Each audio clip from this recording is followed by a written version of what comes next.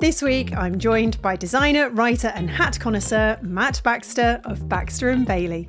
Matt's been in the game for 3 decades. Trickett Webb, Blast, 3 Deep Melbourne, 300 million Together Design. Then in 2012, he co-founded Baxter & Bailey with Dom Bailey. Since then, they've built brands for people like Oxford University, Royal Mail, NSPCC, National Theatre, Royal Parks and the Roald Dahl Story Company. But the reason I wanted Matt on the show isn't just the client list. It's the Design Laundry, a gloriously honest project collecting our industry's mishaps and near disasters. Think typos you can't unsee, rogue email chains, pitch carnage, and the lessons that make us better. We get into growing up in Burnley, moving south, why pondering still matters, and how to keep a studio human when speed rules everything. We talk Brighton's scene, building community, and why creative jealousy is avoided if you keep Instagram at arm's length. It's warm, it's real, and there are even seagulls. Well, I'm very excited to be joined today by a fellow Northerner. Now, he's he's a traitor. He's gone to London. Yeah, sorry. You're based in London? Brighton. Brighton. Traitor. On the south coast. You've gone to sunnier climes. I have. I've officially been a southerner for longer than I was ever a northerner. Wow. How about that? That's amazing. And so where did you grow up? Where was your sort of hometown, home place? Burnley in Lancashire. I was born. Yes, lovely. In 1973. And I still like to get back there a few times a year to see pals and family. But yes, I've been a southerner officially for since I graduated from university in the mid-90s, 1995, when I moved to London. God, the mid-90s was a great time to be alive, wasn't it? You must have had fun. Absolutely, yeah. The design scene was sort of in its pomp, as it were. London felt at that time, less so now, thankfully, I think, but certainly at the time, like the epicentre of the design world. So it was an exciting thing to enter into. Absolutely. And you got lured to London in those early days after uni. Did you go to uni? Yeah, I went to Newcastle, what was Newcastle Poly. And when I started in 92, it was the first year that it had university status in that sort of 92 group of universities. So it became the new University of Northumbria, famous for 2 alumni. Johnny Ive studied product design there and Vaughan Oliver studied graphic design there. They're sort of probably the 2 most famous notable alumni. Apart and from yourself. Me, obviously. Yeah, of course.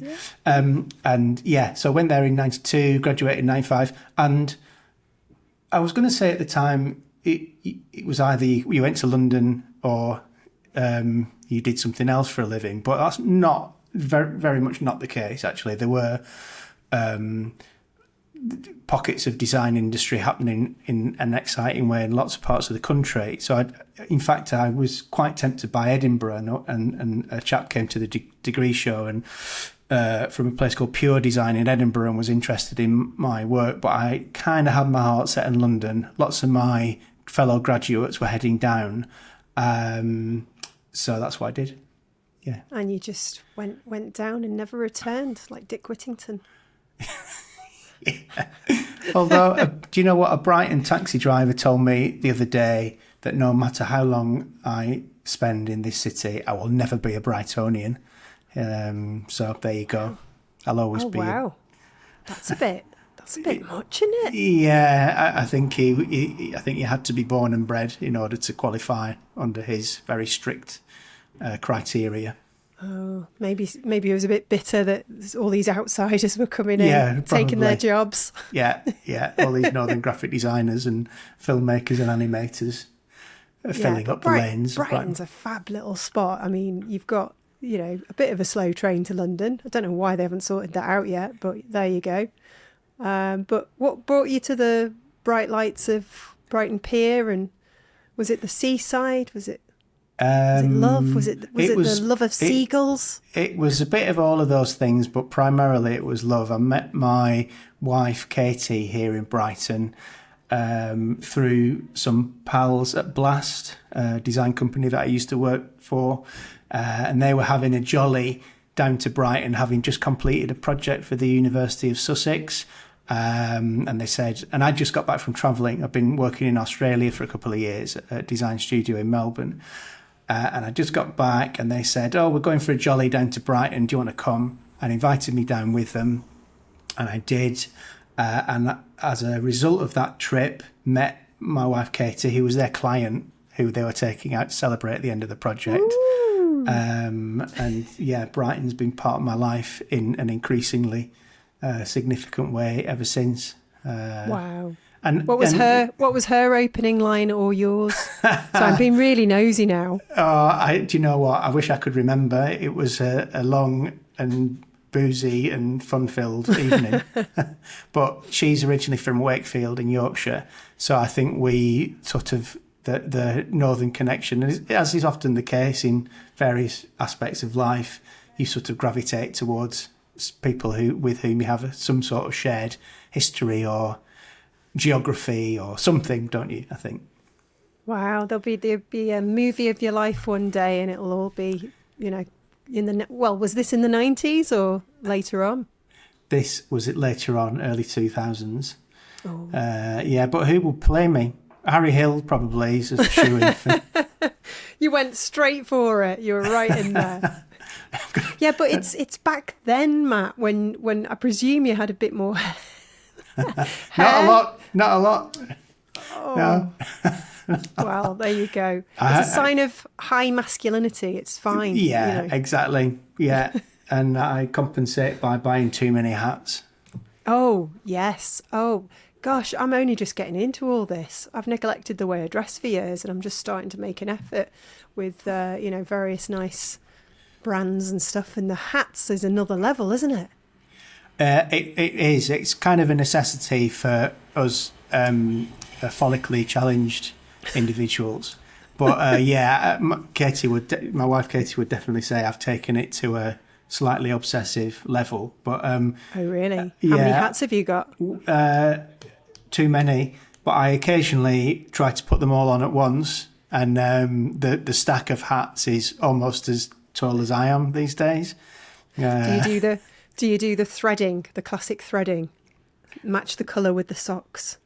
Oh, I occasionally, yeah. I like there to be some kind of through line. Although today, you can't see all of me, but I'm sort of fairly black clad, a bit like you. Yeah. So I decided to go slightly brighter with my headgear today. Just hang on a second. Hang on. Door. It's all right.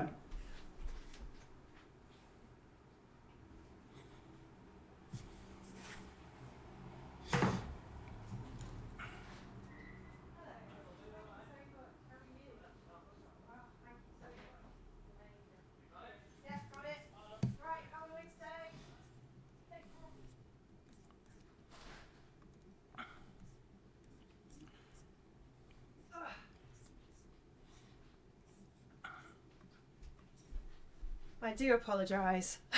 That's Monday usually is our mindful chef day.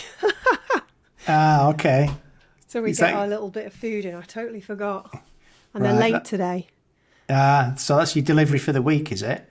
That's our delivery for the week, yeah, because we both run a business. So we love the meal boxes because it just takes away all the pain and suffering of deciding, that ultimate evening question. What are we going to eat tonight? Which is just painful. Yeah, right. Yeah, good.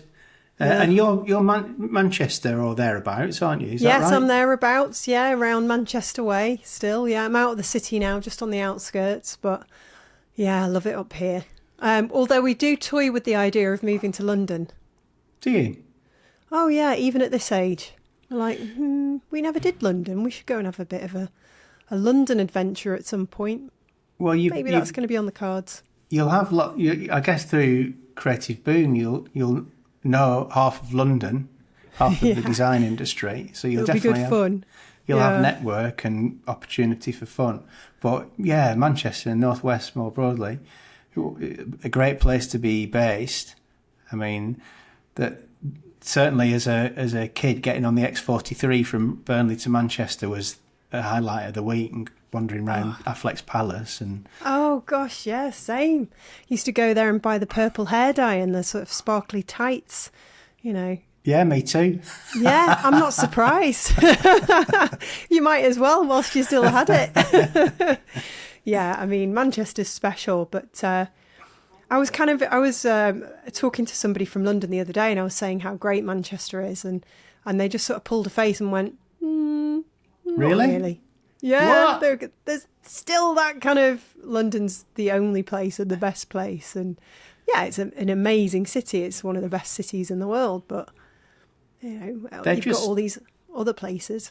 Yeah, they're just totally different propositions, I think, aren't they? I don't think there has to be a one that, you know, a good one and a not good one. They're totally different places and with different flavours, and yeah, there's room for both, surely. Absolutely. This season of the Creative Boom podcast is proudly sponsored by James Cropper, the last mill standing in Britain for premium coloured paper. Its new Colour Source range puts designers first, giving you direct access to 50 stunning shades in a range of weights and textures straight from the mill. Incredible colour, crafted in the Lake District and delivered straight to your door.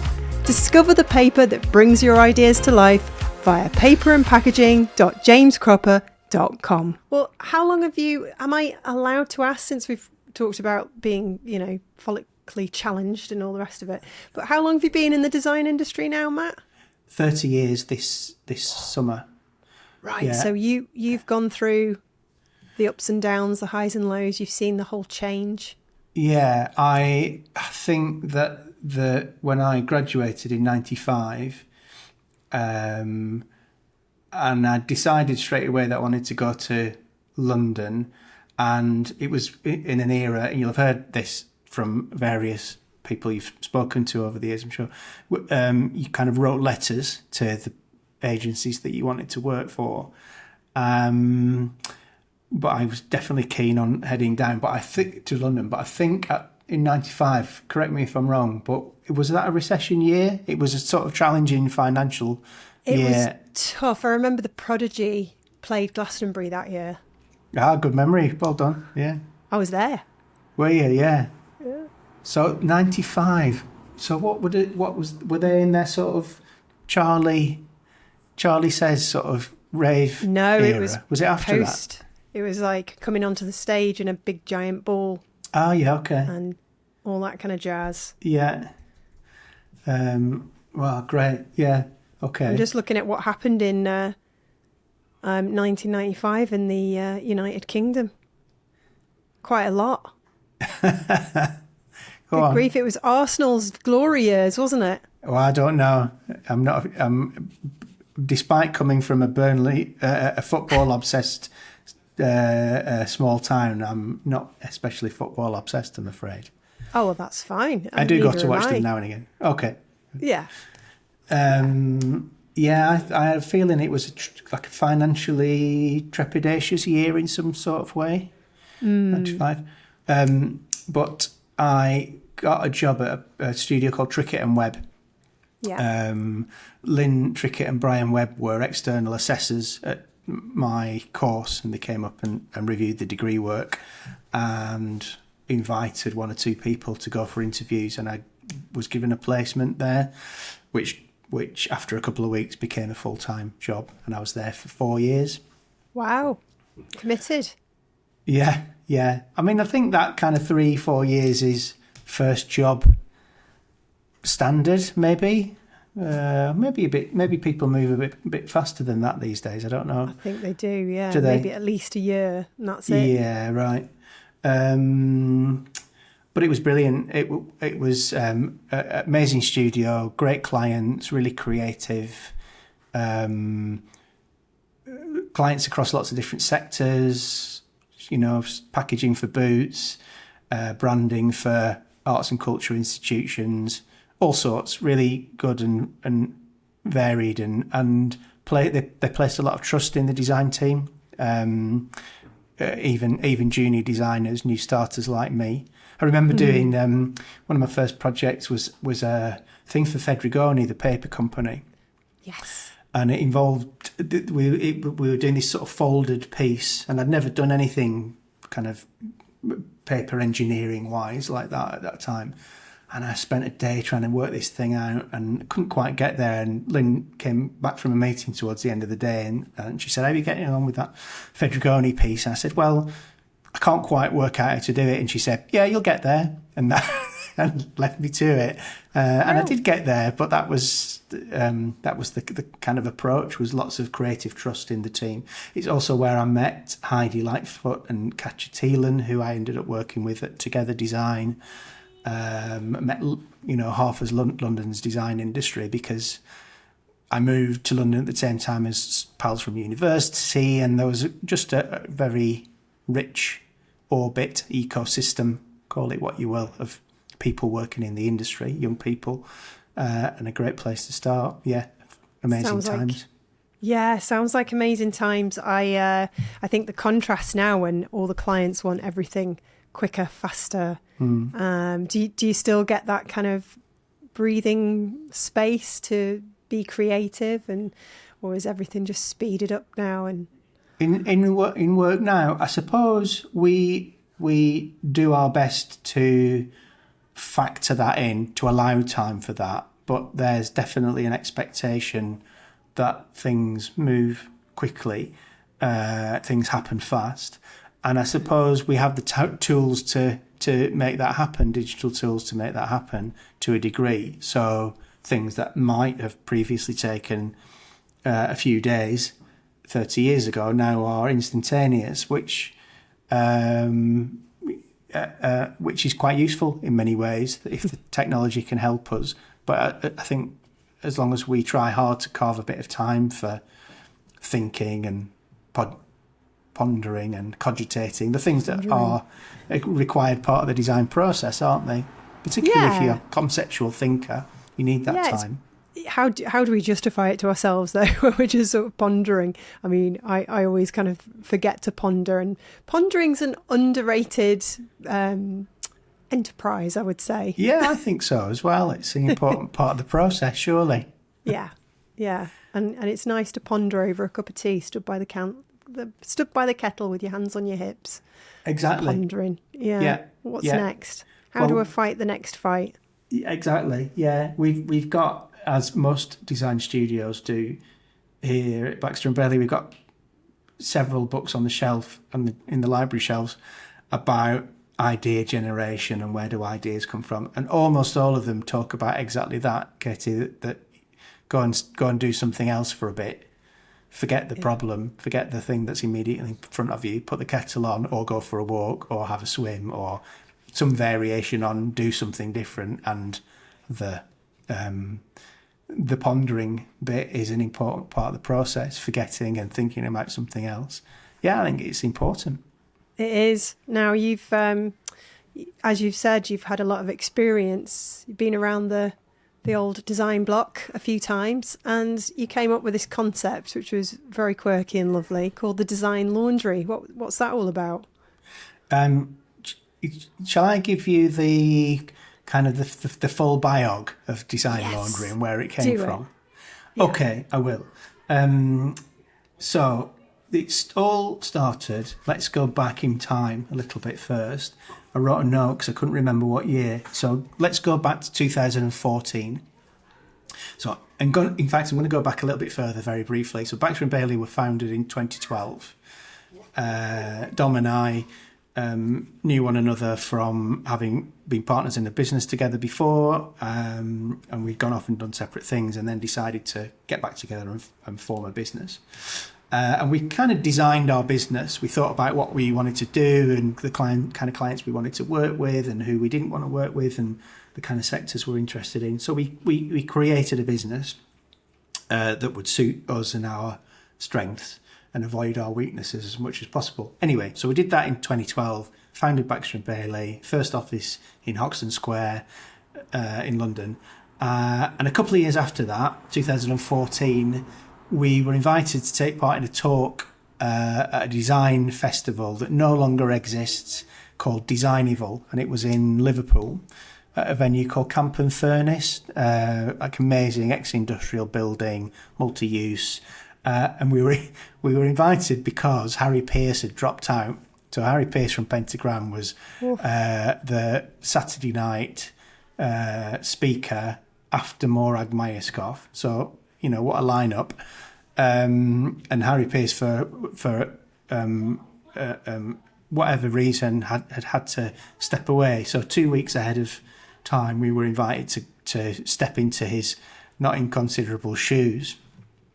And Dom and I both very keen on, if we're invited to do things like that, lucky enough to be invited to do things like that, we kind of like to give ourselves a challenge to talk about something that's of interest to us and the audience. We're keen to avoid the portfolio show and tell approach, which has its place, and it can be done brilliantly by lots of brilliant people. But we like to give ourselves a challenge sometimes. Anyway, so we thought, let's talk about. We were 2 years into our business. Let's talk about the decisions that we made in order to design the business that we wanted to run. We called the talk Skeletons, and it was about how past events over the previous 15 years of being designers had shaped Baxter and Bailey. So the mistakes we'd made, the errors that we'd made, the cock-ups that we'd encountered, the horrible clients that we'd grappled with, all elements that went into the mix of designing Baxter and Bailey. And we called this talk Skeletons, and we talked about how these mistakes had shaped how we kind of set our stall out. And it went pretty well. It was a good talk. We enjoyed it, and there it ended. But then this idea of skeletons just kept sort of bobbing back up to the surface. We thought there was something else in it. It sat in a folder on our server of embryonic ideas that might go somewhere. We kept coming back to it. And then eventually, this is quite a few years later, so about 2022, maybe 23 even, we thought, let's try and do something with this idea, because there's at the very least a talk in it, a talk series, maybe a book, a website, who knows, but there's something about this idea of skeletons. And I found the email that we wrote in order to sort of try and clarify this idea, this sort of elevator pitch for skeletons. And this is what I wrote.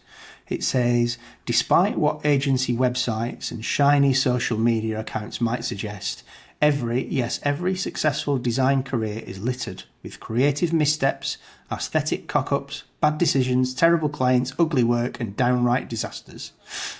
Fortunately, these are peppered with the odd lucky break and moment of serendipity along the way. And then we said, our aim is simple. We believe that creative people at all stages of their life, but especially those new to the industry, so we're thinking about young designers really as our audience, will be reassured and encouraged to hear that every perfect project has a roller coaster backstory, and that all great creatives occasionally make mistakes. What we concluded by saying, and in fact, it is these mistakes and lucky breaks that help to shape every great creative career. Our skeletons shape us after all. So at that point, it was called Skeletons, and it was about how your skeletons kind of inform who you are, shape who you are. So rather than being embarrassed and dismayed by your mistakes, it was about sharing them, talking about them, your career mistakes specifically, creative career mistakes. And we sent that email out, and we got one or two really great stories back from the people we sent them to. Just people that we knew, other designers, people in our orbit, our design pals, let's call them. And we thought, okay, well, we've got some great stories back here, but we need to get this out to more people. If we're going to generate more stories, more content, we need to reach more people. And we decided to contact Linda Elf-Knight, who was the ex-editor of Design Week. She knew sort of everybody in the industry. And we said, could you help us share this story with everybody that you know. And she did. And eventually, it took a while, but eventually, one by one, and then over the weeks, faster and faster, we got loads and loads of brilliant stories, mistakes that people had made, disasters, cock-ups, things that at the moment felt excruciating, cataclysmic, kind of career-ending, but on reflection, made them better at their job, better creatives, more resilient, all of that. That was the principle, really. So we had all this stuff, and we thought, okay, we need to do something with it. We need a kind of framing device. And for whatever reason, we pondered. Some pondering definitely happened, and some cogitating happened. Yeah. And we decided that we would like to present it as a sort of collection, a museum, and we called it the Museum of Mishaps. And we went through this whole design phase, wrote a design brief, internal project, got the design team involved, create a brand identity, and started to build a digital home, a kind of online museum called the Museum of Mishaps, where you would walk around and encounter these stories in different rooms, different wings of the museum that were dedicated to different kinds of mistakes. And as lots of self-initiated projects do, it sort of stalled at that point. Didn't go any further. Ran out of steam. It ran out of steam, ran out of time, ran out of the ability to dedicate lots of time to it because we were busy. So there it stopped. And then probably a year after that, we came back to it again and we thought, we've got these brilliant stories. We really have to do something with this. So what did we do then? So we thought the Museum of Mishaps is a nice framing idea, but is it clear enough? Is it obscuring the nature of this project, which is about reassuring an audience that everybody makes mistakes, particularly young audience, young designers. You rebranded the Museum of Mishaps. That's exactly what we did. We rebranded it. We renamed it. We actually brought in a friend of ours, Hazel Gould, who's a dramatist, if that's how you say it. Dramatist. And she helps her clients to turn ideas into on-stage presentations of whatever sort. She quite often works, interestingly, with musicians, members of orchestra who need to present something to an audience. So she helps people who aren't necessarily natural performers to perform.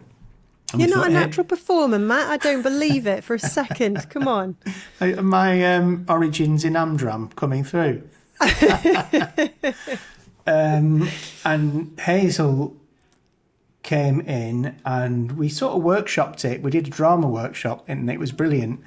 And we thought of a variety of framing devices and how we could turn these framing devices into an on-stage presentation.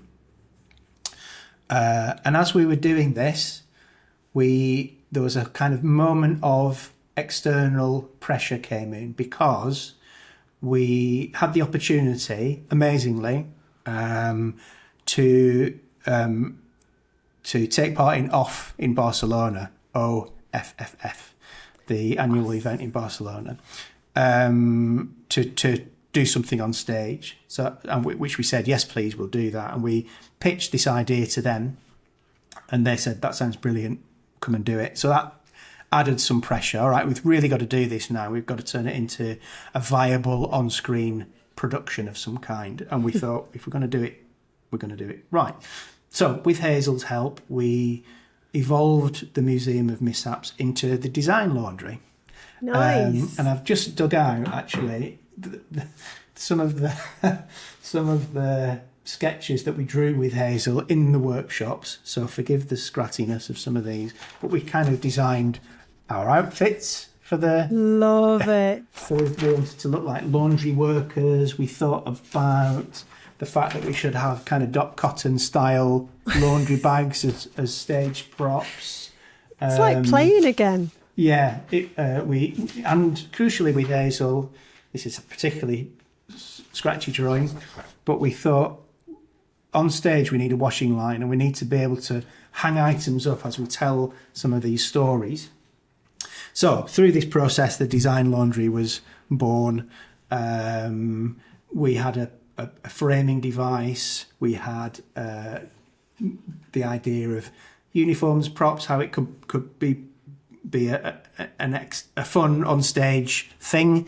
And the final thing that we did to kind of wrap the whole thing up into a 40-minute presentation was we asked 4 or 5 of our contributors, so people who sent stories to us, to record themselves telling their story, and we built those into the talk. So it was on a big screen, or did they come along? Well, it's on a big screen, so off a particularly big screen. We also did it at D&AD Festival earlier this year at the Queen Elizabeth Hall, which had an even bigger screen. So the people who told their stories were on screen, but we also have a section where we go out to the audience and speak to them if time allows. So we could do that off because we had 40 minutes, a bit tighter at D&AD, so we didn't have time to do that. We did it for the Typo Circle at St Bride's a couple of months ago.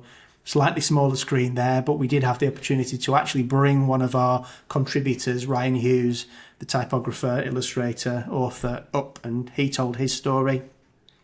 So it's good. It's a really good, flexible thing. And we're now in the process of, I suppose, thinking about what to do with it next. That's great. And the response has been really positive, I guess, because it's so refreshing. Yes, I think that's it.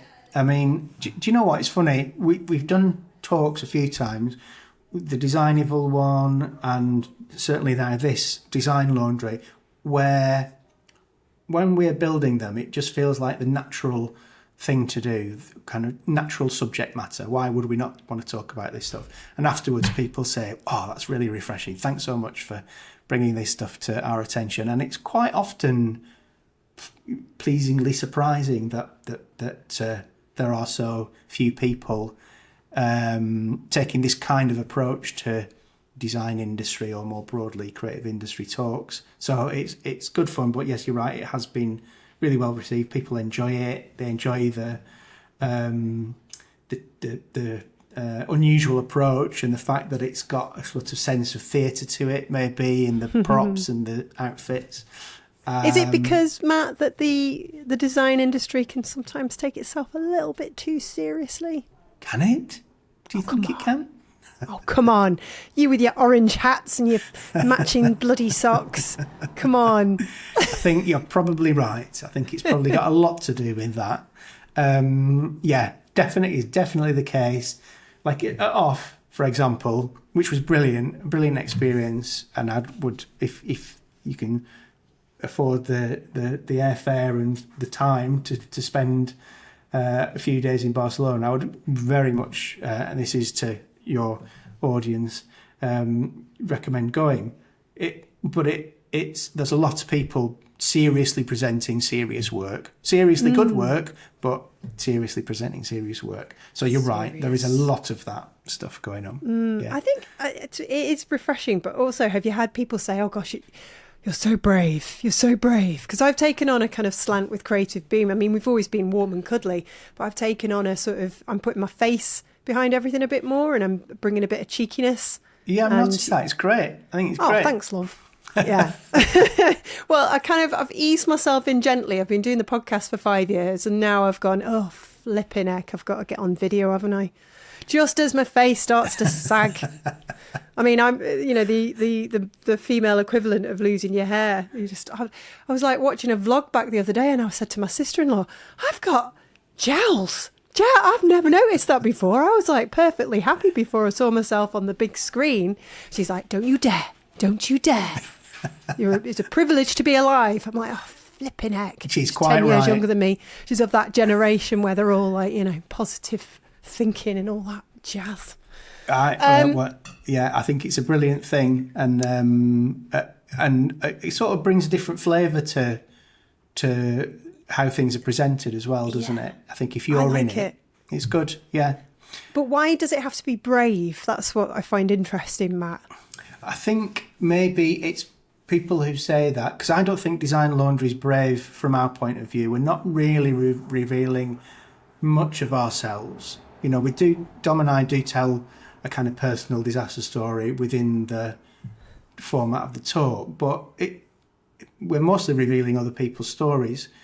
So I think if people say, "Oh, I couldn't do that," or "really brave," maybe it's just about the very fact that you are willing to be straightforwardly yourself on screen or on stage, and lots of people aren't comfortable doing that.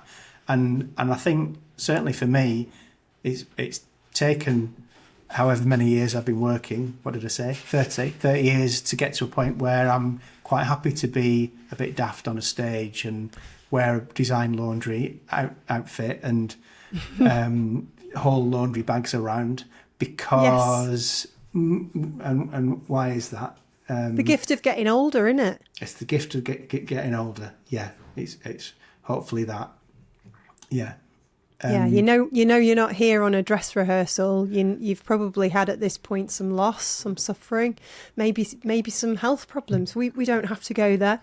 That's certainly the case for me, and I'm just like, what am I worried about? Just crack on, have a laugh. Yeah, what are you worried about? I mean, this is exactly that. But it is quite tricky, isn't it? If you think back to when you were 17, 18, somebody saying, "Don't worry about what other people are thinking." It's very hard to take on, isn't it? Very I'm giving tough. this type of advice to my son. He's just started university this year. He's in Leeds.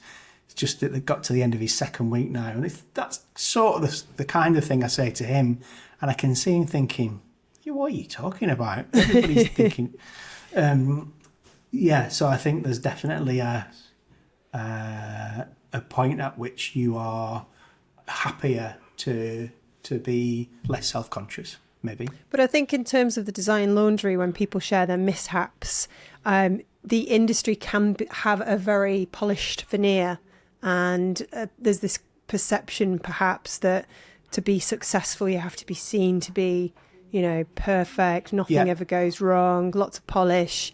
And obviously we're in a kind of new era, aren't we, where we're AI slop and over kind of influencers and all this that's happening is changing things, that people want the kind of real. And I think you've just dropped on something. You've been doing it for a while, definitely, but the Design Laundry, the rebranded project, it feels like it's just landed at the right time, I think.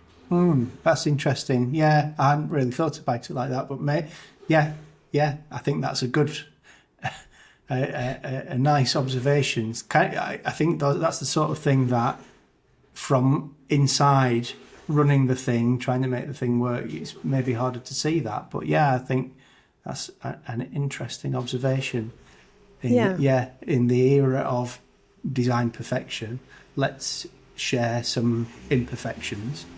There is within the talk, within the sort of premise of the thing, there is a little bit of background reading that we did, trying to bring in some, I suppose, academic rigor to it all. And there is a quote that we read from a professor. He's actually a professor in Barcelona, writing for the Harvard Business Review, and it sort of just frames it really well, and it kind of concludes it really well. And he says, essentially, mistakes are going to happen. There's no getting around that. We're human. But what he also says is, and he's talking about leadership in this piece, he says the best leaders take a balanced approach by neither romanticising mistakes nor scorning them. He says that growth can't happen without going through the pain of exposing and acknowledging your weak spots and shortcomings, i.e. it's better for you and better for everybody to talk about this kind of stuff. It will generate respect, build on your resilience and character. It's good for everybody. So I think it's quite useful for us to bring a bit of that. Otherwise, it's just me and Dom on stage sharing horror stories. So to have a little bit of an academic backbone to it is useful as well. It's very human, isn't it? It's like, oh, thank God it's not just me. Oh, yeah. Thank God. Yeah, exactly. So yeah, it's been a good fun thing to do. We've done versions of the talk, as I say, 3 times this year. We're doing it once more at an event called Podge in December, and then I'm hoping to take it a little bit further north, perhaps next year. I'm having some interesting early conversations about how we might make that happen. So watch this space. Ooh, yes, without mentioning any names. I hope it's who I think it is. We'll ask you that after the recording has finished. Okay. What was your big mishap then, or are you not allowed to? Are we going to be spoiling your talk, or can you share one that you didn't include in your talk? I've actually, what I've done is I've printed out all of them, and I've stuck a couple of post-it notes in. How long is it? So for the 24-hour version of this podcast, I can do them all. But I can read a couple because I think they're particularly good. And these, whilst both of these feature in the talk, crucially, they certainly in the case of the second one, the storyteller himself appears on screen reading it and does it brilliantly, so I'm sure he won't mind me paraphrasing a bit. But I've got 2 for you, and these really kind of illustrate the kind of stories that we got. One, and they kind of fit broadly into categories, these stories. So the first one is, I would say, technical error, a kind of error of process, design process. And then the second one is more of a kind of everyday admin error, and you'll see what I mean when I get into them.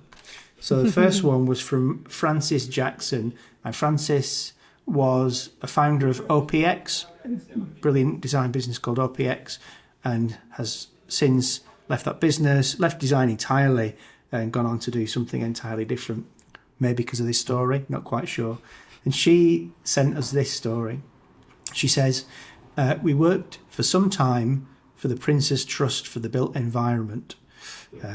One particular project involved designing a book, the title of which was Art in the Public Realm. We designed the book, and it was printed in its thousands, delivered and distributed across the country. Sometime after this, HRH King Charles himself, Prince Charles at the time, visited the Prince's Trust to see the work that they were doing. On being handed the book on this visit, he returned it immediately, as he had spotted what no one else had seen, that the title printed on the cover of the book actually read Art in the Pubic Realm. Nobody in the design agency, nobody at the printer, not a single client spotted it. It was designed, printed, distributed, and then several months later spotted by none other than King Actual Charles. Oh, I bet he thought that was funny. Who knows? Is he known for his sense of humour? Maybe he is, I don't know. I hope so. Yeah. So that was one particularly good one. And then the next one is from our friend Jamie Ellel, who runs Supple Studio in Bath. Oh, yes. And he tells this story in the production of Design Laundry and does it brilliantly. So I hope you won't mind me doing my own version. But this is what Jamie sent in. He says, I once took on a project for a friend's dad. It wasn't very exciting, but I needed the work. This was in the early days of Supple Studio. The project was going fine. I had to just apply the existing style of a website to a brochure. The client asked me to change a few things, which made it look even worse, but I made the changes anyway. He goes on to say, a couple of days later, I emailed the design to a printer to get a costing. The costing came back via email, and as I was rushing at the time, to catch a train and too much of a technical dimwit to work out how to send the client just the estimate, I forwarded the whole email chain from my phone to the client. 1 week later, I hadn't heard back, so I politely chased. 2 days later, I received an email from the client which said, "Sorry for the delay. I've been trying to figure out how to respond after reading the note you sent to your printer." Heart sank. I then scrolled down to my initial email to said printer, which read, "Please see design attached. Don't judge me. This is the shittest thing I've ever designed." Oh, that's brilliant. Oh, you just need the money sometimes, don't you? But as I say, both of those, until Francis moved on into another industry entirely, both successful, happy, creative people doing what they do. So ultimately, at the moment when those things happened, disastrous. Yes. Earth-shattering, career-shaking, but they got through it, and now they're funny stories in a design talk that embolden them ultimately, and hopefully can embolden an audience when they hear it. There's nothing like a bit of time to heal. Exactly. So you've obviously gone through a lot of these stories, and you've reflected yourselves, I'm sure. What have you learned the most out of all of this? Have there been any kind of like moments of clarity?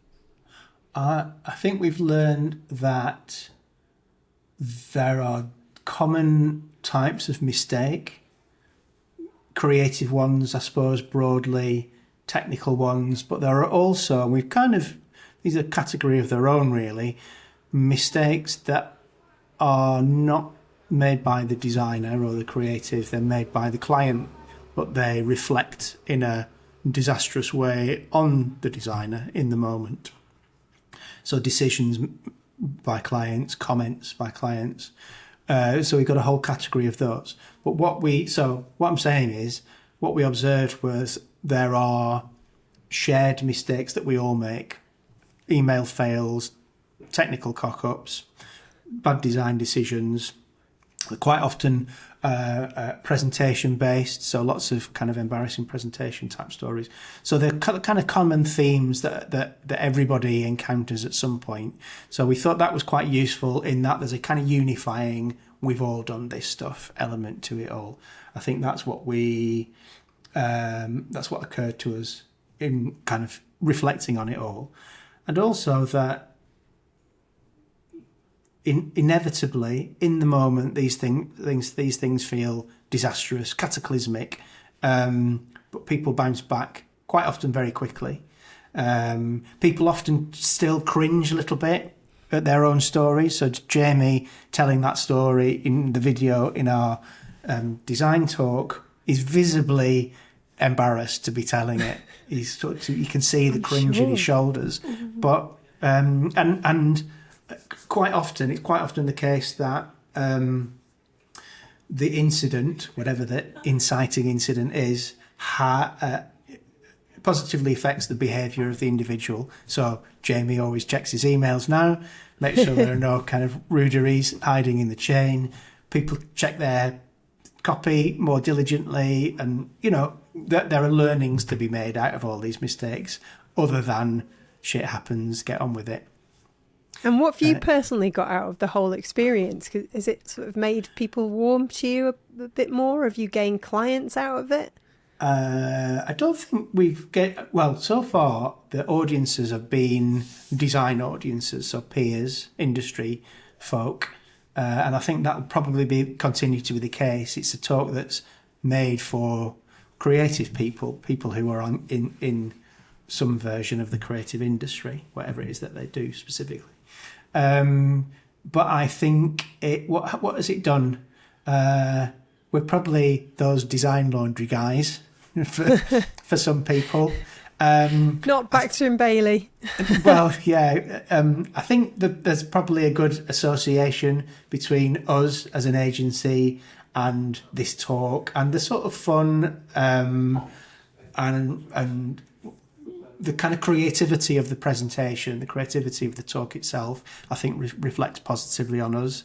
The fact that we are talking about something that has a bit of weight, we've got an opinion about it, it's useful to people. I think that's all good, positive stuff for us. It is, after all, if we're being kind of straightforward about it, a marketing exercise. We're doing it partly because we enjoy it, but also partly because we want people to talk about our agency. So I think it's achieving its aim in that regard. But one of the big questions is what where next with it? It could become an online repository if we can figure out a great way to present what is effectively quite a lot of text content in a really engaging, fun way. Could be a mixture of video and audio, I'm not sure. Is it a book? Is it just an evolving version of the talk? Lots of possibility, I think.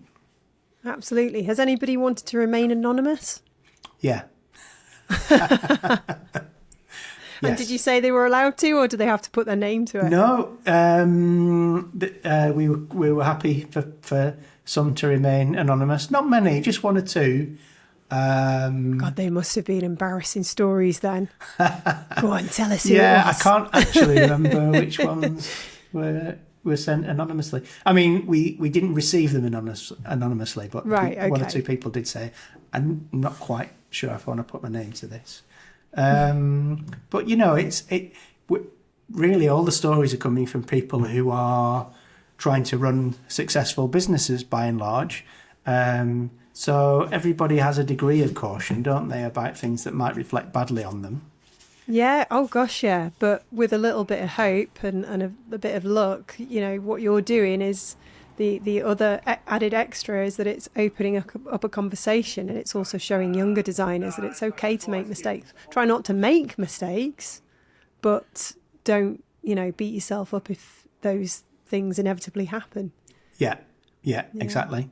Yeah. Well, I mean, I've probably got a lot of laundry that could do with washing.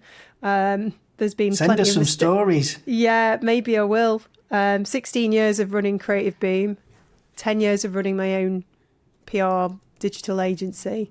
Yeah, I've got stories. I bet you have. I couldn't be anonymous though, because it would be too obvious that it was me.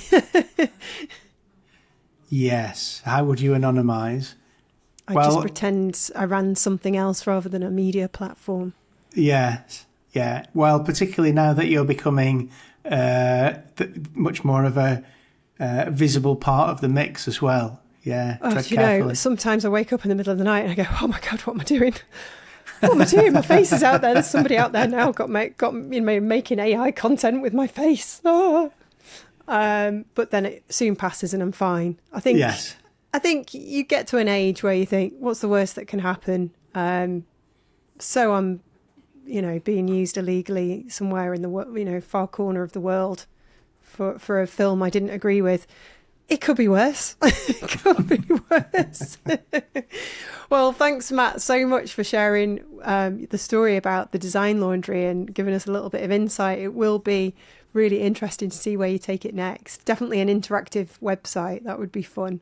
Yeah. Well, what I would say, if you don't mind me saying, is that we're totally open to receiving more stories. It's really just a page, a landing page at the moment, a collection point, thedesignlaundry.com, ready for stories, and who knows what it might become. But if you have one and are willing to share it, throw it in our direction. And you might feel a little bit better, lightening the old shoulders. Exactly. That's the idea. It works. It does work. Sharing is caring. Exactly. All right. Well, thanks so much for coming on the Creative Boom podcast. Thanks, Katie. Great pleasure. Thanks for the invite. I've hugely enjoyed it. Hopefully this doesn't make the design laundry. Yeah. I don't think anything's happened to make the cut. Maybe not. Maybe answering the door earlier. Maybe that, and maybe just noticing now the size of this microphone in the foreground of the video. It looks like it's about as big as my head. Probably put a pair of glasses on that and go leave the room for a few few minutes and nobody would notice. Well, there you go. Or the eyes. Well, actually, I hadn't really thought about this, but I've got some Creative Boom eyes on my jacket here. What's that? Is that designer? Is that a Uniqlo? No, jacket? This is. But these or are they from Counterprint? No, they're from Studio. I don't know. I'm going to say this incorrectly, and you'll get lots of angry letters. Studio Hodge. He's Danish illustrator and ceramicist. Has a pottery in Copenhagen, and you'll have seen his stuff because it's got eyes on, but they are ceramics. Most famous for a thing that looks sort of ghosty, like a conical thing. Yes, I know the one you mean. Is it a hole? A hole? Yes, that sounds right. We're going to get told off, aren't we? We I need love a how you fact say people checker. are going to send in angry letters. Yes, like they are. Do you remember that old programme where people would send in angry letters to the BBC? What was it called? Points of View. Points of View. Yeah, we were about to become Design's Points of View. Katie, I was very disappointed to hear the podcast with Matt Baxter. Yeah, incorrectly pronouncing Studio Ahoy.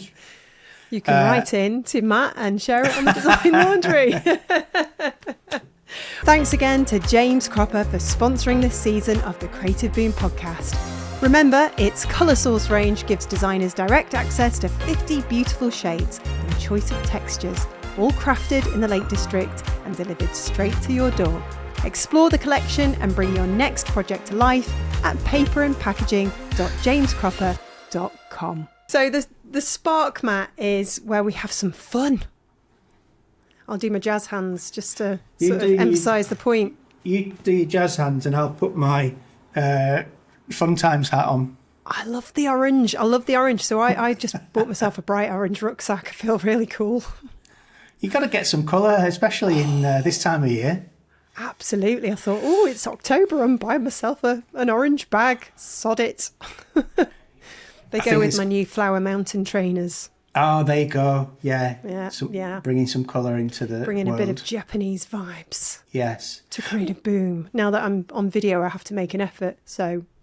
Right, yeah. Well, I'm very rarely on video, which is... Well, what's your excuse? Just as well. No, I mean, you look good.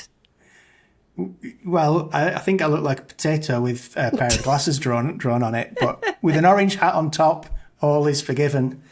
For goodness sake. Yeah. Come on. One of your upcoming guests is also famous for an orange hat, Brian Collins. Oh, really? Oh, yes, he was on about it. Yeah, he loves the colour orange. Oh, yes. Yes, we bumped into each other and briefly swapped hats off in Barcelona.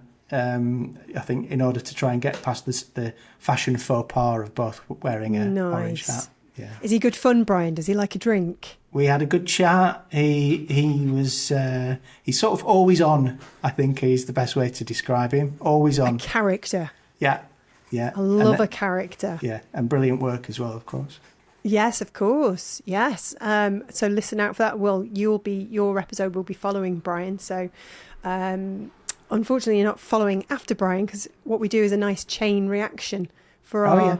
So you've got to have a question for the next guest. Okay. And then we sort of take the question from the previous guest, if that makes sense. Yeah. Right. But first of all, you've chosen some of these questions which were, put out there. You've picked them out the hat, you did. And we're going to start off with a creative and reflective question. Okay. What's a project you thought would flop but turned out great? What did I think would turn out a flop? Well, funnily enough, we've been talking about it in Tuesday's podcast.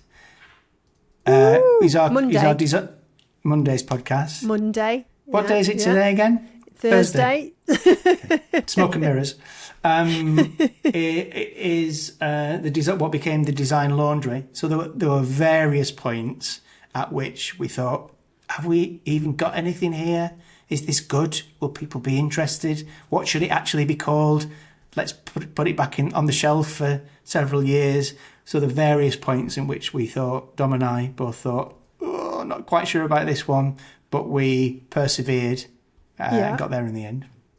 That's good. That's good. I mean, sometimes the best things are unexpected, aren't they?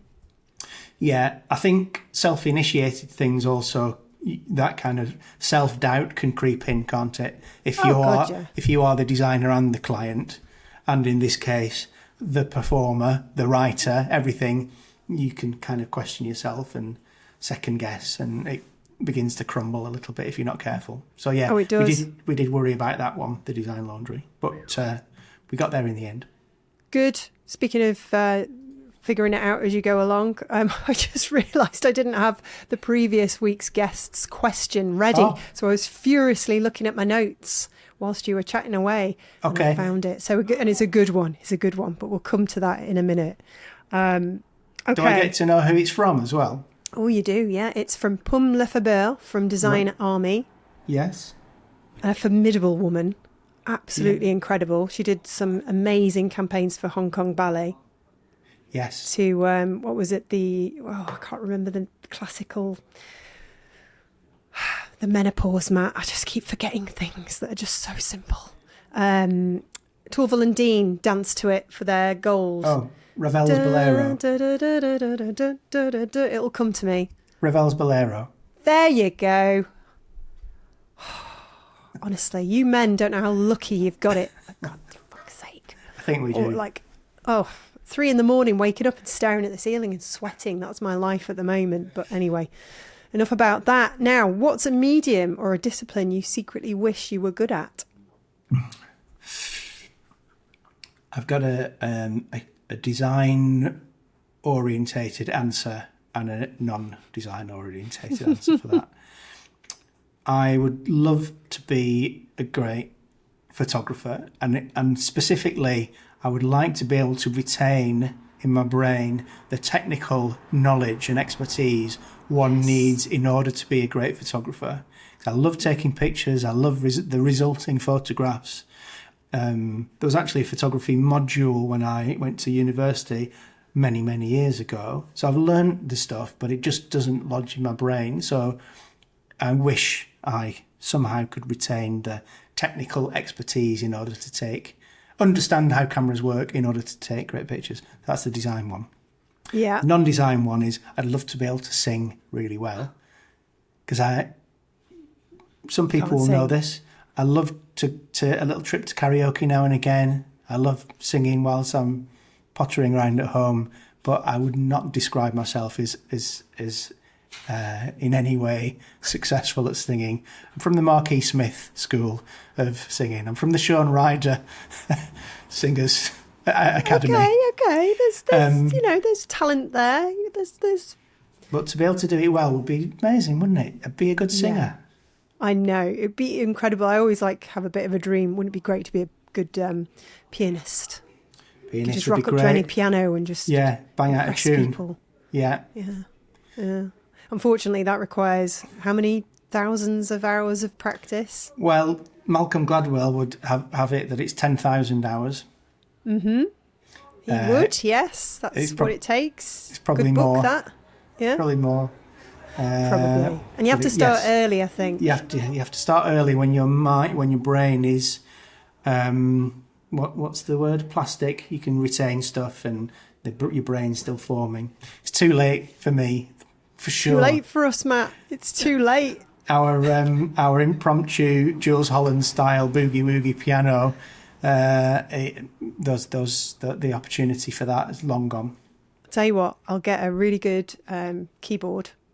I'll come down to the next event you have on, and you and I'll just get up on stage and we'll just completely improvise. We'll roll out the barrel. We've been practicing, and then we'll just do it for comedy effect. No one will know what we're doing there. They'll think that you're about to do a haunting rendition of something.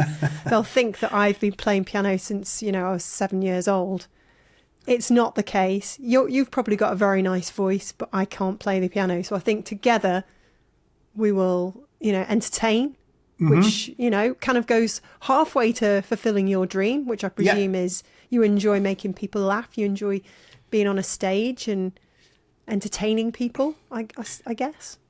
Although, well, maybe. I don't know. Maybe. Yeah, it would be nice to sing. Join a choir. You'll get better. Yeah, that's a good idea. Yeah.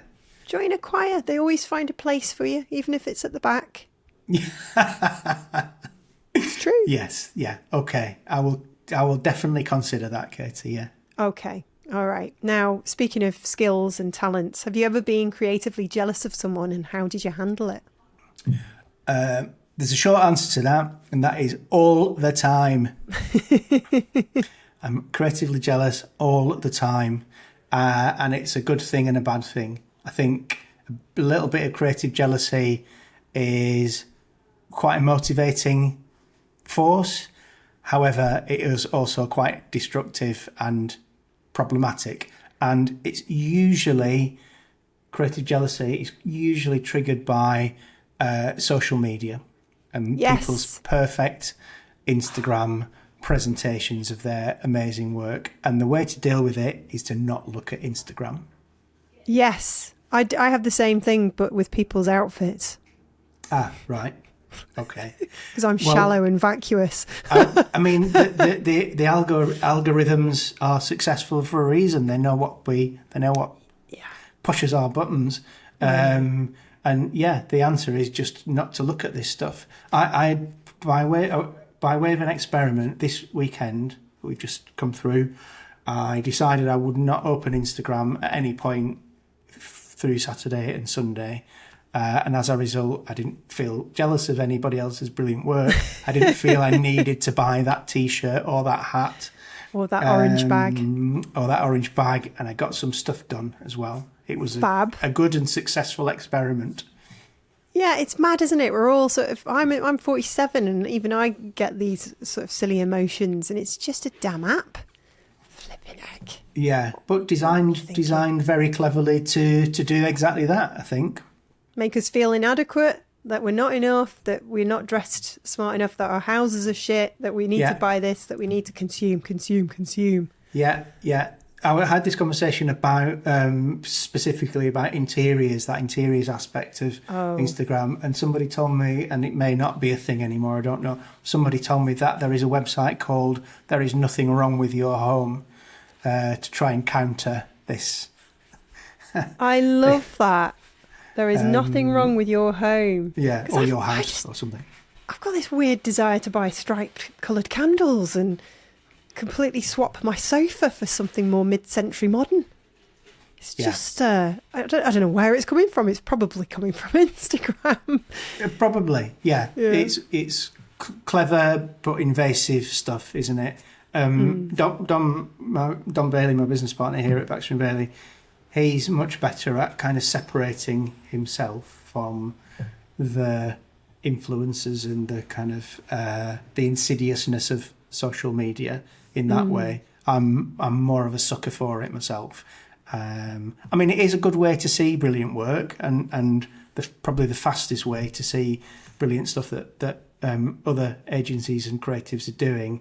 But yeah, it is, for me, a surefire route to huge creative jealousy. Surely everybody feels like that, don't they? Oh, of course they do. But we are entering an era, or have been for the last couple of years, of de-influencing.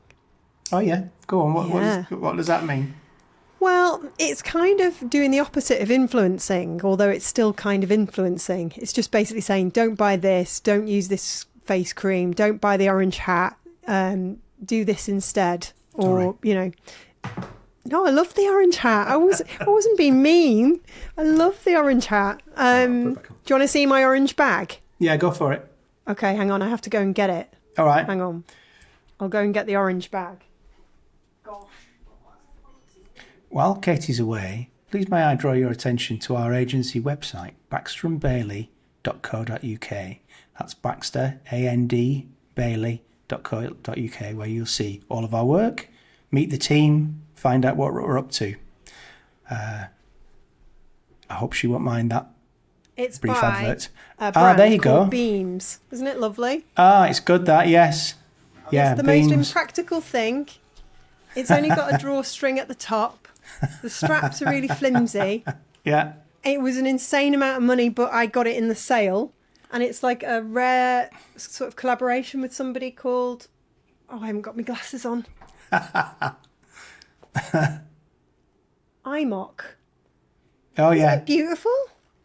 It's great. Yeah, I perfect. just love it. Beams, they're Japanese, aren't they? Is that right? Yes, Japanese. Does this mean I'm in there with the cool kids now?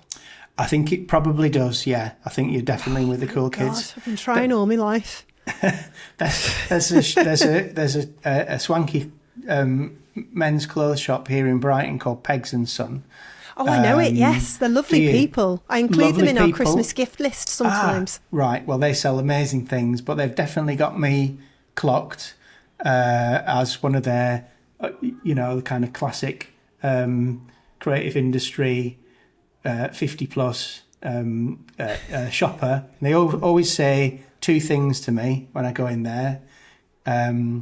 They usually tell me that something's made on a one-of-a-kind Japanese loom. That doesn't exist anywhere, this denim or whatever it happens to be. Bastards. They tell me that. They know but how they to also get but they also, and this, what does this say about what they think of me? They also say this to me: it washes really well. That's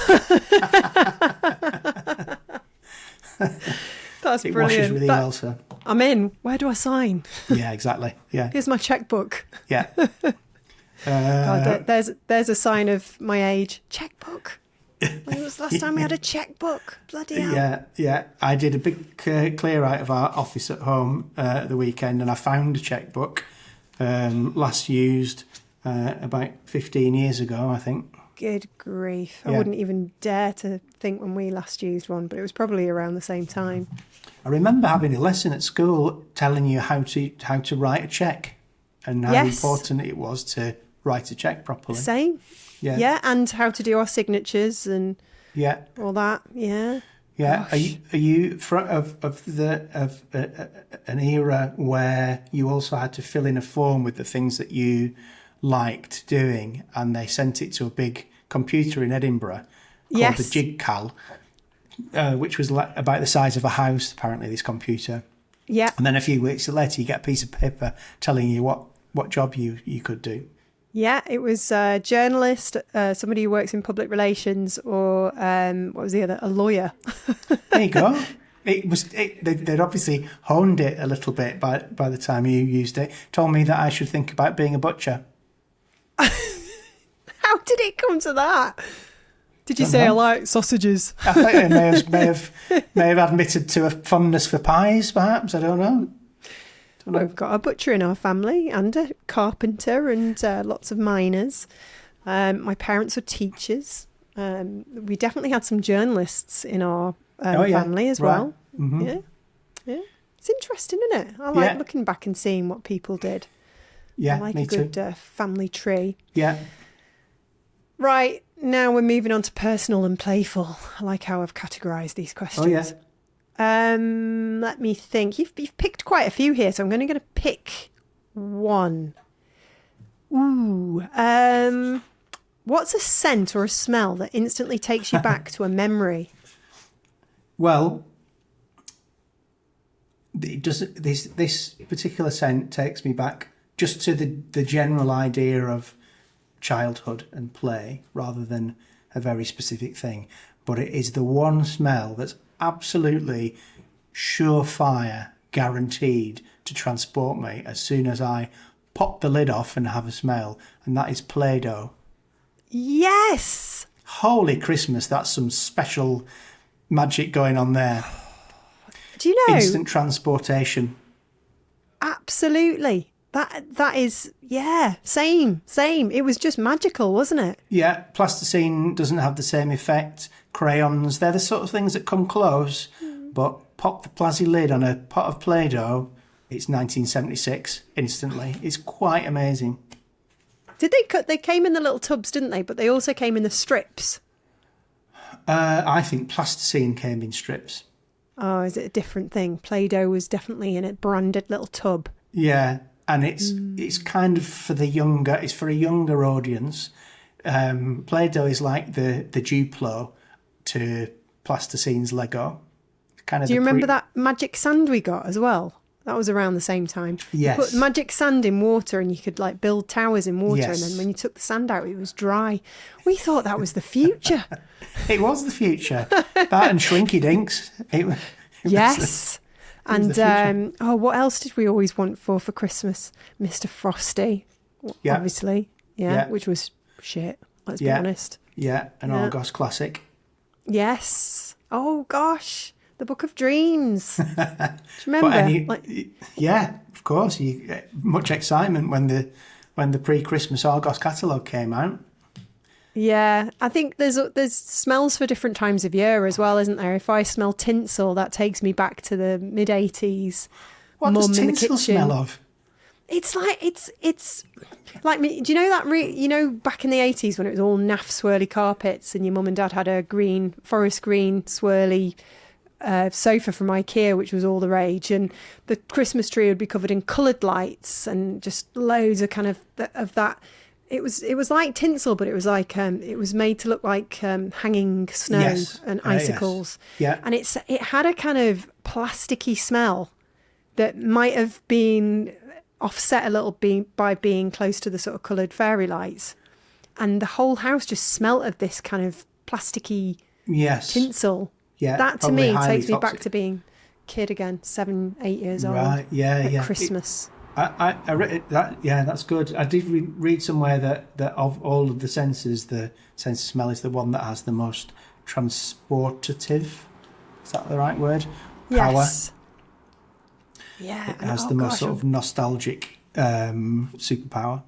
You can just remember so much, can't you? It's so bonkers. And who did you play Play-Doh with? Did you have any brothers or sisters? Yeah, probably my sister, Beck, probably.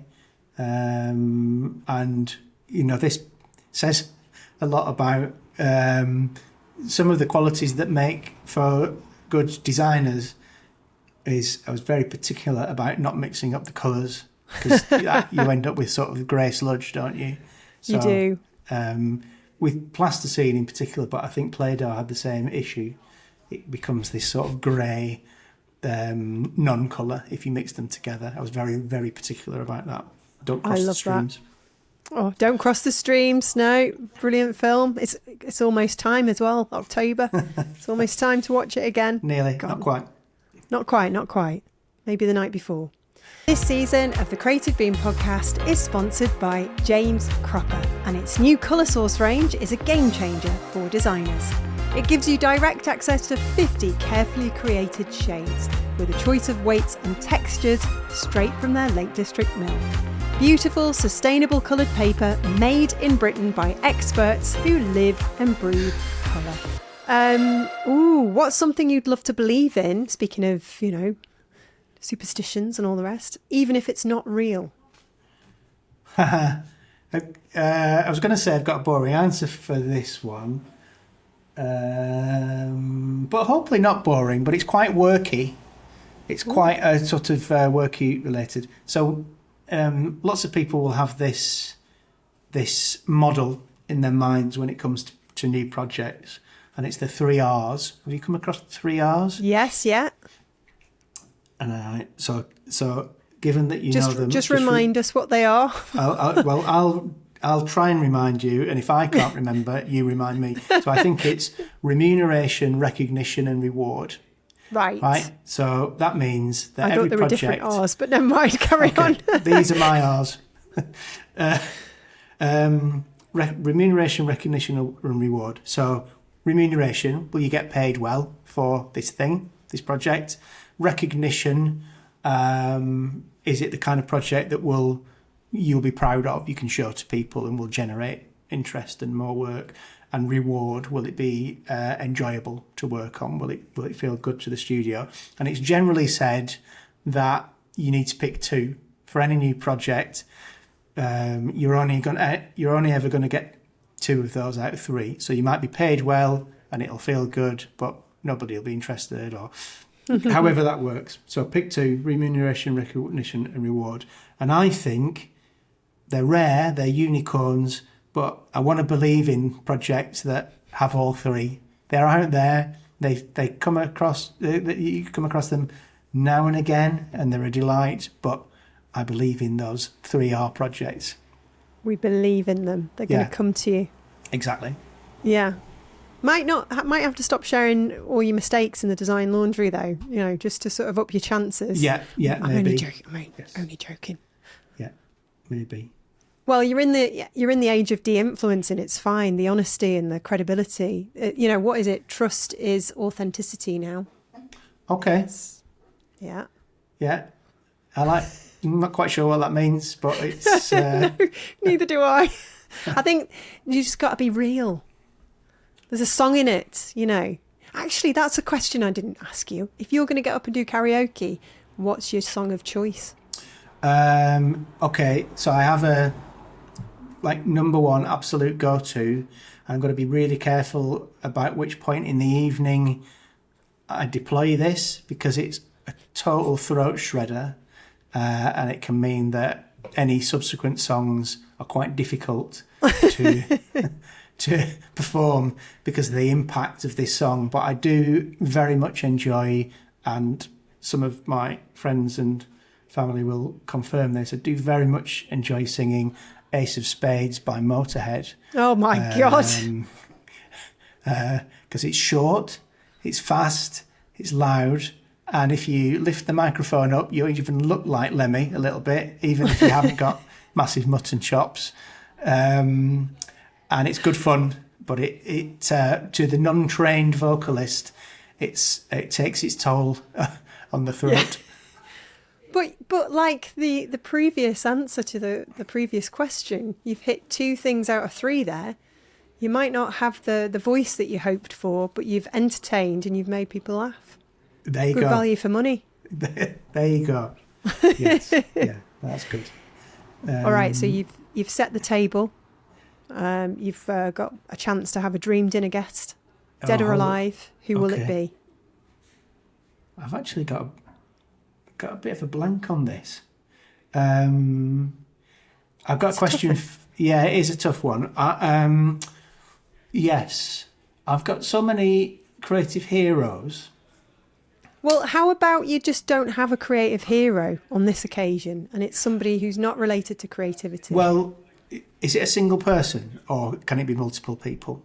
Are there it can any be rules? Multiple people if they're a collective. I'll allow it. Okay, all right. Well, I've got some listeners may find this answer slightly schmaltzy, but it's the absolute truth. So I've given, it's a classic question, isn't it? And so inevitably I've given it thought over the years and thought about lots of amazing, inspiring, creative people from all walks of life that I'd like to sit down and chat and eat dinner with. But then you think, God, the egos would be ridiculous. You'd never get a word in. And then I thought, I'm, as we've established in our previous conversation, a son of the North, now long exiled in the South, and I see my family not often enough. So my ideal dinner party would be my mum and her husband Ken, and my dad and his wife Iris, and my sisters Beck and Kate and their husbands and kids, and my wife Katie and our boy George, and whoever else would like to come along, because we don't get nearly enough time to sit down and eat dinner together. I would also like to make it a lunch rather than a dinner, because lunches are better than dinners. Yes, absolutely, because then you can go home afterwards and put your pyjamas on and watch. Go to bed early. Absolutely. Oh, that's so cute, and just in time for Christmas as well. So, ho. Merry Christmas, everyone. Merry Christmas, everyone, and God bless us all. And I'm kind of like intrigued now to know what emoji you overuse on your devices. Well, I'm a 51. No, I'm about to be 52. How old Congratulations! am I? I'm 52. With the mysteries of time and podcasting, who knows when I'm going to be 52? I'm probably 52 already, listener. Anyway, all of that means that I'm a chronically incorrect user of emojis. I'm sure that the emojis that I use aren't correctly intended for the uses that I make use of them for. However, the one that I like to use a lot, and I use a lot in the work chat here in the Baxter and Bailey studio. We've got a inter-office chat. And whenever somebody shares something brilliant or a project win or a bit of good news, I share that robot arm. It's the kind of yes arm, but it's a robot one, and it always feels a bit more Arnie-esque, a little bit more Terminator. Right at the end. Don't give away any spoilers. Yeah, so exactly. And that's the one I probably use the most frequently. Intriguing. Okay, brilliant. Now, finally, what's the most recent photo on your phone? Oh, can I go and get it? Oh, by all means. I went and got me orange bag. Yeah, you did. All right. Talk amongst yourselves for a moment. We will. We'll talk amongst ourselves. And I'll just show you my orange bag again. Available from endclothing.com. Isn't it a thing of beauty? I will feel a bit daft walking around carrying this, though. It's a little bit bright for my usual take. Oh, he's back! I was just talking about my orange bag. It's clearly a big thing for you. I love it. I'm a bit scared to go out with it. Like I'll be really inconspicuous. I'll be like holding on to it and going, I'm cool now. Hi. No, I think the streets of the Northwest will be brightened by the presence of that. So my home screen is my son, George there. George!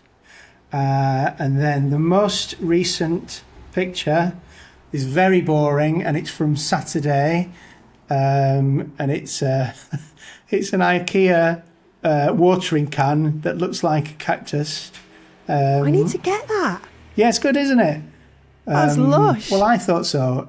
Sometimes you see things and you think that's a future classic piece of product design. Yeah. And I thought, yeah, and I snapped it and I sent it to my wife and said, just saw this, and she was in France at the weekend. Said, just saw this. I thought you might like it. Shall I get it? She said, no. She said, no. No, says, please don't get put that. it away. Yeah. And don't get any more bloody tea lights. We've got enough. Step away from the novelty watering can and exit. So I didn't get it, but I thought it was worth pondering at least. Brilliant. I love that you were in IKEA on the weekend as well. Don't you know not to go in on the weekend? It's like a nightmare in there. Yeah, well, much excitement in Brighton. We've got a new branch. But yes, it was not necessarily the right thing to do. It was also been in the Wicken. Yes, I should. That's definitely where I should have been. It was late morning, which is also when all the students go, and it's kind of uni starting time, isn't it? So it was full of hungover students buying tea lights. So it was definitely not the right time to go. Bless. I love how that's one of those brands that just stays with us throughout our lives. It's just a constant. I just go for the meatballs now. Yes, that was a popular choice as well. That actually as well, the did make me think of one of your other questions that you had in mind, which was about guilty pleasures. Right? Oh, yes. It's kind of connected to going to IKEA and buying novelty watering cans and eating meatballs. What's your guilty pleasure? And I really dispute the idea of guilty pleasures. Again, maybe it's an age thing, but I think that life is full of taste fascists telling you what's cool and what isn't. Fuck them all. Like what you like. Am I allowed to say that on Creative Boom? You can indeed. This is the age of de-influencing. We can be honest. Okay. Apologies, listener, if that's not the kind of language you've come to expect.